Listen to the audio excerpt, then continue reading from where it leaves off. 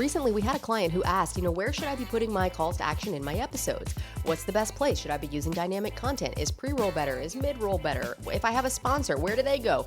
And so I had recorded this detailed walkthrough video and this whole explanation for telling them when and where not to put CTAs in your episodes. And I thought, man, I really should have had my podcast mic turned on for that. So, as not to scare you away with subpar Slack audio, I re-recorded this whole breakdown for you to help you know exactly how to think about ad placements in your show, whether it's your own calls to action, a sponsor's call to action, or other affiliate things that you're promoting, or even traditional podcast ads. And by the time you walk away from this episode, you're going to know exactly when, where, and how often to place ads in your podcast.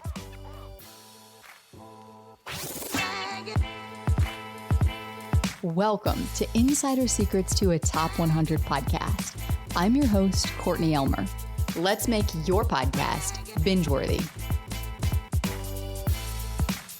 Now look, before I tell you exactly when and where and how often to place those ads in your podcast, I want to give a big welcome to you if you are listening for the first time to this show ever. I want to also mention to you that if you are someone who is trying to grow your podcast and you are sick and tired of all the other podcasts and all the other content out there that you have tried and that you have implemented and that hasn't actually helped you grow your show, you are in the right place and you're in for a fun time here. And as our other listeners, you can go and read the reviews on this show. Many of them have said this is the best podcast on podcasting.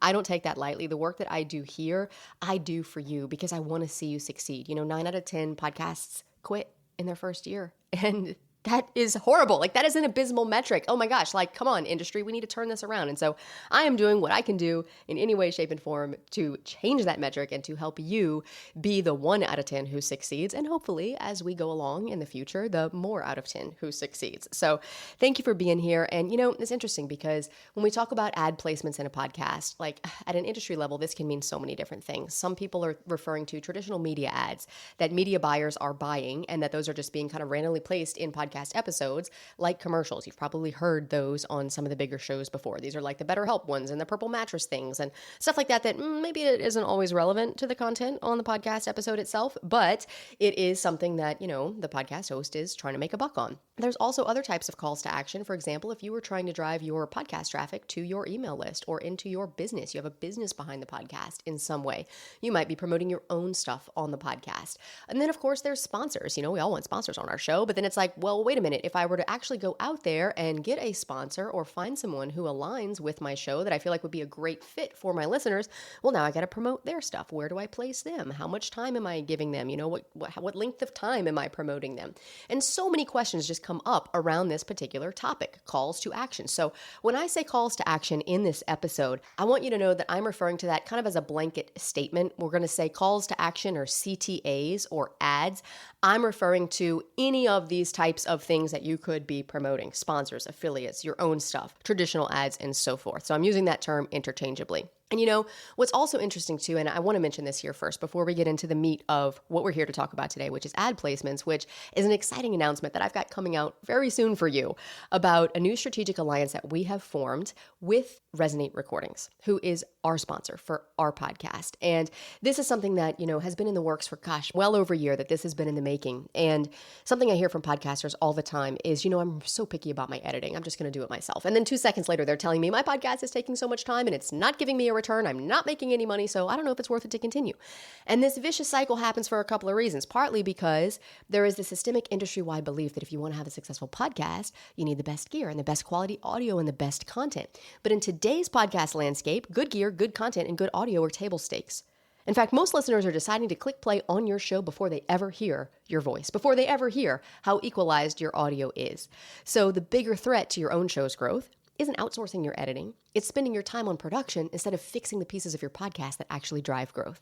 And that's where Resonate's different, because most podcast agencies help you produce episodes, but Resonate does things differently. They don't just take production off your plate and make you sound amazing so people take you seriously. They also give you the hands-on strategy and support to consistently bring in new listeners and expand your reach beyond the audience you already have and drive revenue through your podcast so that you can actually justify the time and energy that you're putting into it. So if you want to connect with Resonate and learn more about how they can get you away from being stuck behind your computer into script at 11 p.m., editing an episode the night before that it airs, and get you back to those fun, creative pieces that you want to be spending your time on with your show, I put a link in the show notes where you can book a call with their team and get a taste of what that freedom could look like for you. Because you could be editing episodes, or you could be out there creating that new fun episode format you wanted to test but haven't had time for, or, pitching sponsors to give you money for your podcast, and then knowing where to place those calls to action in your episodes, which is what you're about to learn here in just a moment. I'm just saying, because when you have those sponsors, you're naturally going to have questions about where the heck you should be placing them in your podcast. And whether you realize it or not, I just gave you a good example of how to do it. So let's break this down, because whether you're promoting your own business or someone else's, there is a more effective way and a less effective way to do it.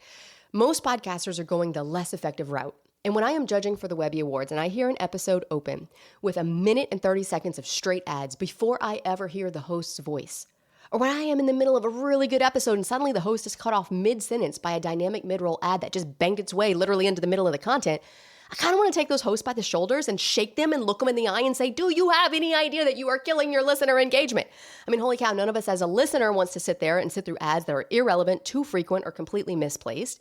Yet when it comes to running ads on your own show as a host, I can't tell you how often a host falls into the trap of doing exactly this.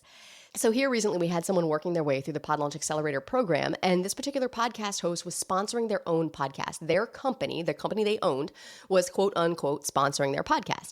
And they wanted to implement this sponsorship strategy really quickly from the time that they launched their show, because they wanted to prime the pump so that their listeners got used to hearing things being promoted on the podcast, which is a good thing. They wanted to be able to practice and refine their format in real time. And they also wanted to be able to lay the groundwork for future external sponsors, to be able to say like, hey, we do have sponsors of this podcast, and therefore a future sponsor might want to have a sponsor spot on this show. And you might be sitting here like, isn't it kind of weird to promote your own podcast? Like to sponsor your own podcast? Like, isn't that cheating or something? That seems just, I don't know, a little too self-promoting. And that's because a lot of podcasters operate under the assumption that, well, if I sound self-promotional, nobody's going to buy. So then they avoid promoting anything, and then they wonder why nobody's buying. So if your goal for your podcast is to generate income, you got to decide, avoid promotion or get people interested in working with you. There's really no other way to slice it. If it's the latter and you want to get people interested in working with you or buying whatever it is you're promoting, well, you're going to love what you are about to learn. Because if you have a business behind your podcast and you are self-funding your podcast, then technically you are already sponsoring your own podcast. It's just a matter of whether listeners know about it or not. So I mentioned a few of the different types of calls to action. We're going to take a deeper look at those and then look at where to place them and finally how to format them.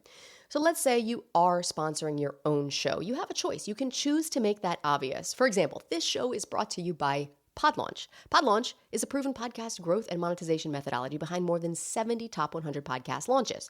And you just say it. You just talk about whatever your company is. Or you can choose to make that implied. For example, sharing a resource or a lead magnet with your episode that's connected to the topic of your episode. Now, if someone else is sponsoring your show, you want to be very clear up front about when and where their ad will be, as well as how long it will be. Sponsors need to know what they are buying, otherwise they're not going to buy. Are they buying a 30-second ad? Are they buying a 60-second ad? Is it dynamically inserted? Is it read by you, the host? Are you giving them a permanent link in the show notes or any other assets like a mention in the blog post that might be related to the episode or a LinkedIn article that you put out related to the episode? Are you giving them a shout out on social media? Are you going to be putting them on your YouTube channel? How many episodes is this ad going to run for? There are a lot of ways to build sponsor packages, and I will link to an episode in the show notes that will help you think about how to do this. But at the end of the day, whatever you are selling to the sponsor should be so clear that you know, as the host, exactly what you owe them in terms of what you need to create and air inside of your episodes. Now, if you're promoting affiliate links, you're going to want to disclose that. You're going to say, I love this product. I use it every day, and I've got my affiliate link in the show notes for you if you want to check it out. Or if you are allowing ads to be run on your podcast, meaning ads from other companies automatically placed in your episodes, an example of this might be like the Buzzsprout ads platform. You don't have a lot of control over those ads, but in some cases you can approve them before they go live.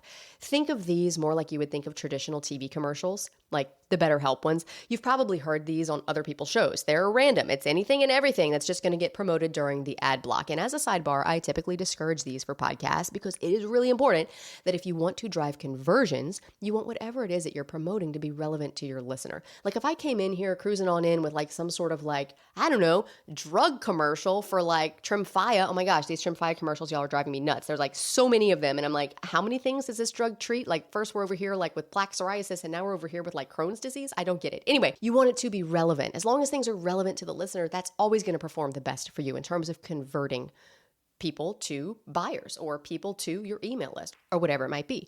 Now, there are pros and cons to each ad type, but in all cases, you want to make sure that you have your links set up on the back end. Please don't skip this step. Have your links set up on the back end as something that you can track to see how those calls to action are actually performing. That is something we teach you how to do step by step inside of the Pod Launch Accelerator so you know what's working and what's not. The other thing too to consider here is you can also have a mix of ads. This works especially well when the ads are all relevant and when they complement each other. For example, you might have an external sponsor and you might mention that right after your intro.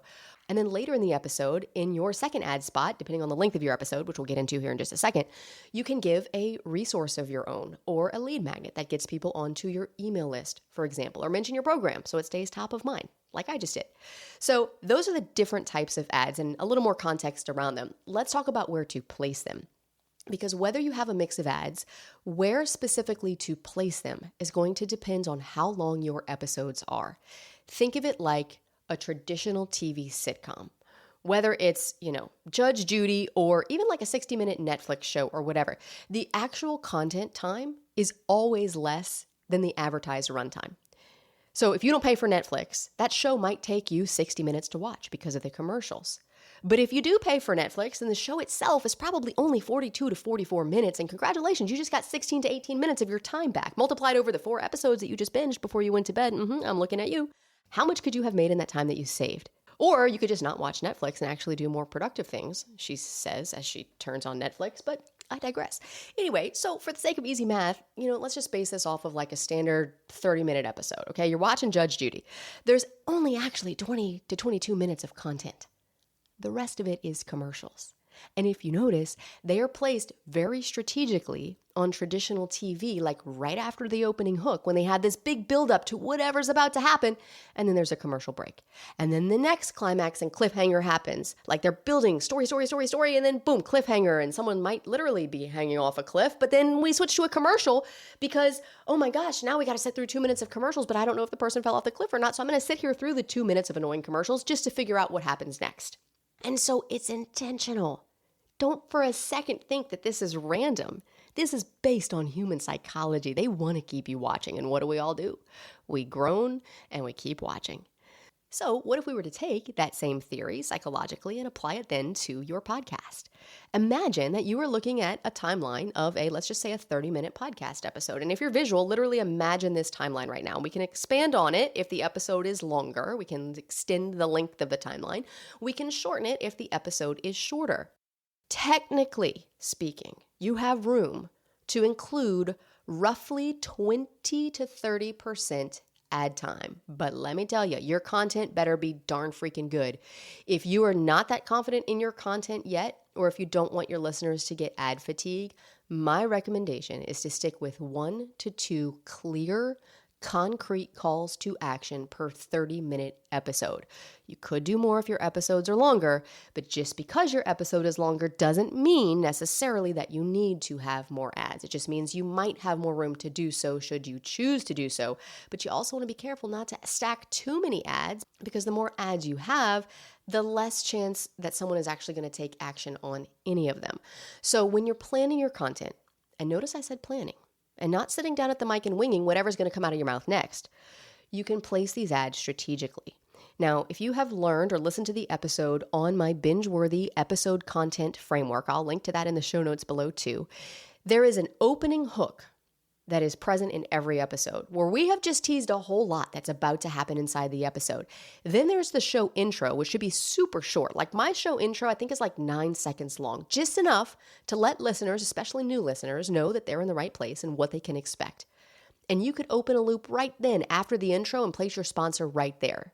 Kind of like I did in this episode. If you want to go back and re-listen to that and actually watch or listen to what I'm teaching you here and see it in action, to get a concrete example of what that can look like. And this is something that would be a little bit more tolerated at that spot. And it could be quick. You could open up and be like, look, now before we get into that amazing, amazing, cool stuff we're about to talk here today, I got to thank our sponsors, such and such and so and so. Here's what they do. Here's why it's relevant for you. Here's the action to take. Easy breezy. And then you get straight into the body content.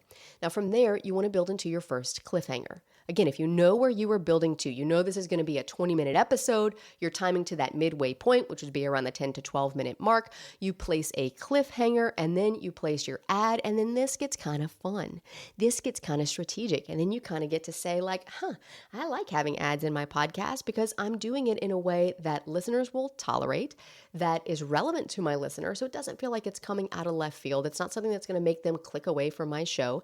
And because I'm placing it after a cliffhanger every time, it increases the chances that someone's going to tolerate the ad to listen to whatever I'm about to say next. It's no different than TV, so it's very natural. Personally, I like to do my ads when I'm actually speaking them in the episode. You might hear this referred to as baked in.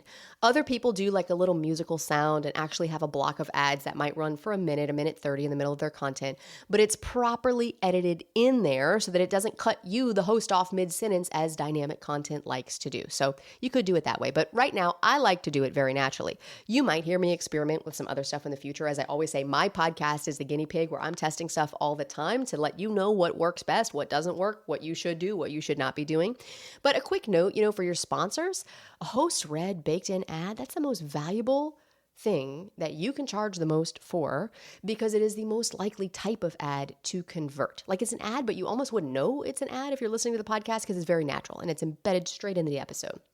Then, if you're going to do any kind of call to action at the end of your episode, I don't recommend introducing something new at that point, but rather calling back to whatever you've already introduced. So if I have an episode where in the middle of the episode, I talk about our SEO mastery course, then at the end of the episode, I'm going to point back to that mastery course. And then we're going to roll into the teaser and we're going to roll into the next episode. The other thing that you could do toward the end of your episode, instead of running like a quote unquote late roll ad, you could use that as a shout out to thank people for reviews. You could use this just as your time to engage people, your call to engage. Hey, we're going to be talking about this exact topic. If you want to dive deeper with me on our LinkedIn Live, that's happening every week on Thursday. I'll see you there. I don't know if LinkedIn does lives, but whatever it is. We have these every Thursday. Come follow us on LinkedIn and sign up there. The only time that listeners are going to feel ad blasted is if you actually ad blast them. And unfortunately, this does happen a lot where people are promoting too many things. And it's funny because like I mentioned the Webby Awards stuff that comes across my desk and I'm judging where it's like it opens with a minute 30 of ads and then 2 minutes in, there's another minute 30 of ads and 4 minutes later, there's another minute 30 of ads. And then you go and you look at the reviews and suddenly you see that the reviews went from 4 and 5 stars down to 1 and 2 stars. And what are people literally saying? Gosh, this has way too many ads. The content went way downhill. But you can avoid this by being highly selective in what you're actually promoting so it's relevant and placing your calls to action strategically in your episodes so that they are better tolerated. All right, last thing. Now that you know where to place them, let's talk about how to format them. So if you've listened to this show for any length of time, you know that the most effective messaging and therefore the most effective ad copy is going to speak directly to the exact specific concrete problems that your listener has, shows why what they've done to fix the problem hadn't worked, and shows them a new way, presumably your recommended way to solve the problem and get the result they want that they haven't been able to achieve on their own. And ads can follow the same framework. Okay, you ready? If you got a pen, write this down. You're going to introduce the problem. Then you're going to talk about the bigger problem that problem creates. You're going to briefly mention what they've done to fix the problem and why it hasn't worked and what they need to do instead.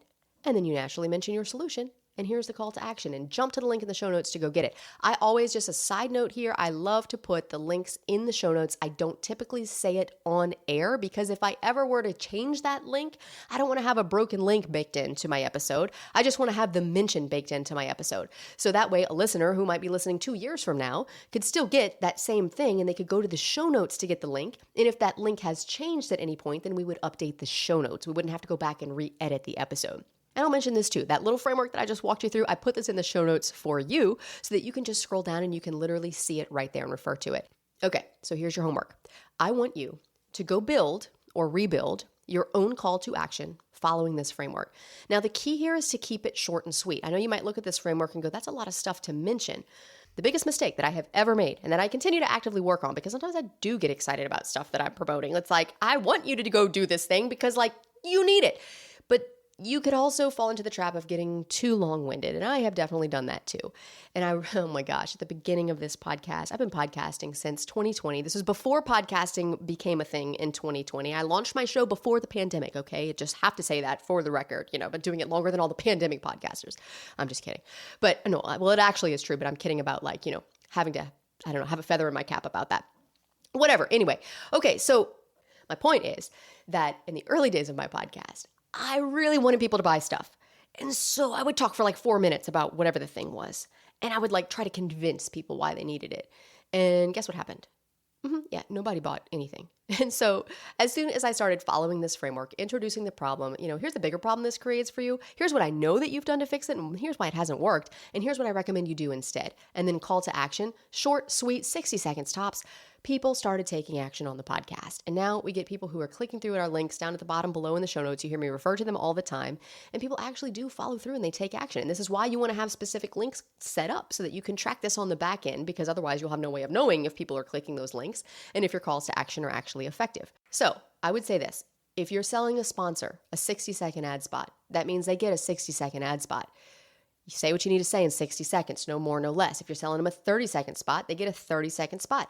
Treat your own ads for your own stuff the same way. So let's bring it all together. And again, I'm just using this as an example for my own show. But let's say Resonate Recordings is sponsoring my podcast, which they are. I'll have a strong opening teaser about what problems we're going to solve today for you in this episode and why this episode is worth listening to. Then the intro is going to play, 9 seconds, quick, short, and sweet. Then I'll introduce a cliffhanger.